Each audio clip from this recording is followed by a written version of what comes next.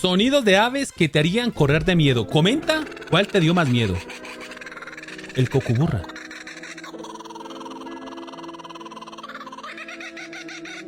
Dependiendo de lo oscuro que esté, me daría miedo, pero no. No tanto. Pico zapato. Es afuera de mi casa, amigos, no se preocupen.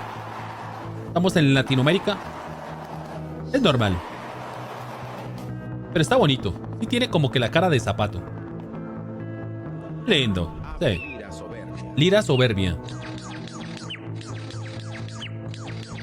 Parece un láser. Me encanta.